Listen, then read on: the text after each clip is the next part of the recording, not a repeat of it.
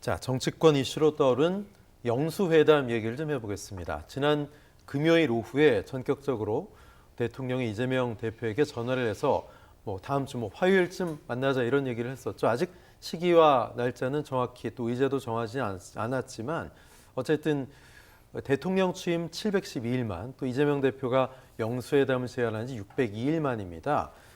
먼저 김성환 평론가님 여쭤보겠습니다. 절박했다라는 걸까? 어떻게 보십니까?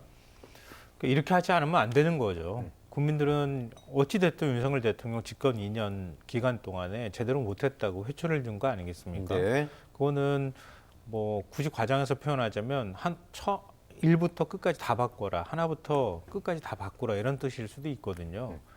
근데 그런 면에선 일단은 국정을 운영하는 데 있어서 제1야당, 특히 집권 중반기에 치러진 선거에서 제1야당한테 거의 175석, 그리고 야권 전체 192석을 빼앗긴 거 아니에요. 헌정사 처음이다 이런 평가까지 나오는데 윤 대통령이 앞으로 국정 운영을 하는 데 있어서 하다못해 어떤 개혁을 하든 간에 개혁을 한다 하더라도 다 법안을 바꿔야 되는 건데 어떻게 야당을 무시하고 이전에 해왔던 것처럼 그렇게 할 수 있겠습니까? 너무 당연한 수순인데 또 예전 대통령들도 다 그러했을 것인데 윤 대통령이 그동안 해왔던 국정 운영 스타일을 보면은 이게 안 되는 거라고 생각했던 거 아니에요? 그게 오히려 역설적으로 윤 대통령이 제안한 걸 우리가 좀 깜짝 어떤 제안처럼 받아들이는 게 지금 현재 윤석열 정권의 모습이 아닐까 이런 생각이 들고요. 어찌 됐든 간에 늦었지만 다행스럽다고 생각하시는 분들이 많을 거예요. 그러니까 저 역시도 마찬가지 생각이거든요. 그럼 윤 대통령 입장에서는 어떤 방식으로든 성과를 내야 할 필요가 있을 거고요. 이재명 대표 입장에서도 굉장히 많은 의석을 갖게 됐기 때문에 선명 야당으로 갈 것인지 네. 아니면 수권 정당의 모습을 보여줄 것인지 지금 이번에 윤 대통령 회동이 그걸 또 판가름할 수 있는 가늠자가 될 수 있어서 양쪽이 다 부담스러운 상황 아니겠어요? 그런 면에서는 어떤 방식으로든 성과를 내기 위해서 윤 대통령이나 이재명 대표나 노력할 것이다. 또 그러했으면 좋겠다 이렇게 생각합니다. 네, 대통령실 얘기로는 이재명 대표의 얘기를 의제 이런 거 정해놓지 않고 최대한 듣기 위해서 들으려고 만나는 거다 이렇게 얘기했는데 장 소장 어떻게 보세요? 많이 들으셔야죠. 이재명 당대표의 협조 없이는 국정 운영이 불가능합니다. 그러니까 여러 가지 얘기를 들음으로써 야당과의 협치, 소통 이런 것들을 통해 국민들에게 좀 안정감을 주시는 게 좋을 것 같다라는 좀 생각이 들고, 저는 영수회담을 제안을 한 거는 드디어 장성철 평론가의 말을 들으셨구나라는 생각이 듭니다. 그래서 너무 기쁘고요. 네. 제가 2년 동안 그냥 방송 나갈 때마다 야당 대표 만나야 된다, 국정 운영의 파트너로 인정을 해야 된다라고 얘기를 했거든요. 그러니까 많은 평론가들이나 언론에서 지적했던 거를 대통령께서 이제는 받아들인 거예요.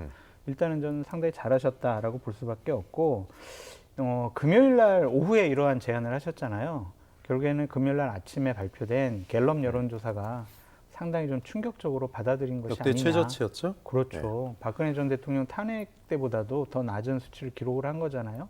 그러니까 이런 것에 대한 충격, 그리고 앞으로 정치하겠다. 오늘 조선일보에 이제 보도가 나왔잖아요. 그런 일환의 차원으로 상당히 좀 포용력 있고 좀 넓어진 그러한 리더십을 좀 보여주고 싶어 하는 것이 아니냐. 그래서 일단은 상당히 좀 긍정적으로 보여집니다. 네. 의제 조율 과정 중에서 여러 가지 문제점은 있겠지만 특별히 의제에 국한되지 않고 많은 얘기 들으셔가지고 협조할 건 협조를 하고 받아낼 건 받아내고 그랬으면 좋겠습니다. 네, 김성환 평론, 이준석 대표는 대통령이 영수회담 놓고 자존심 싸움을 하고 있다, 이런 얘기는 좀 어떻게 들으셨어요?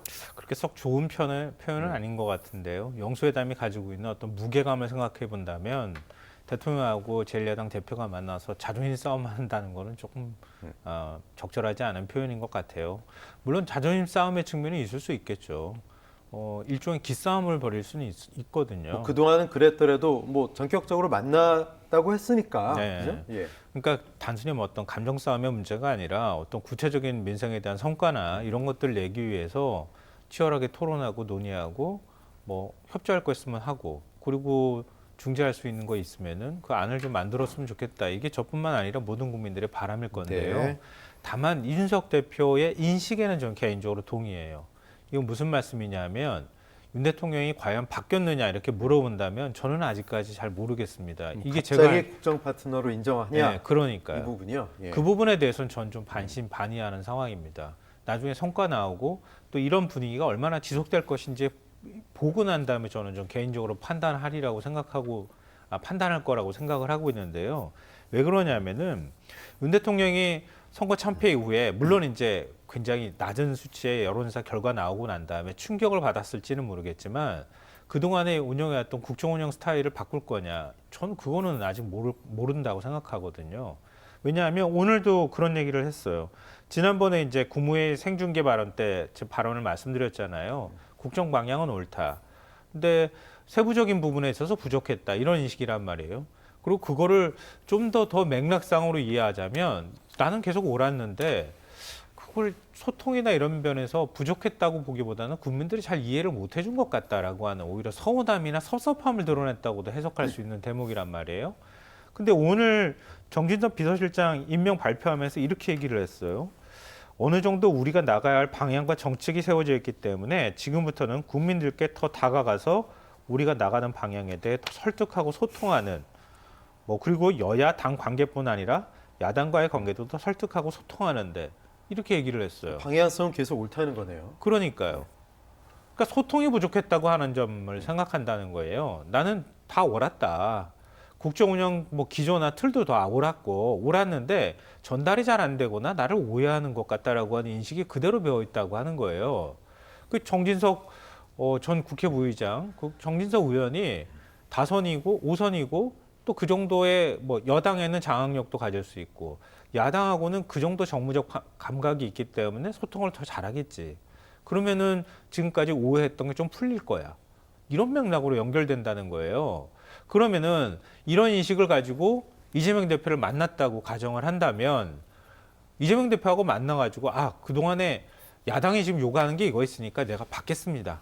아니면 국정 운영에 있어서 그동안에 잘못됐습니다. 야당 대표가 지적하면 그런 부분에 대해서는 좀 일정 부분 인정하겠습니다. 이번에 또 총선 패배까지 있었으니까.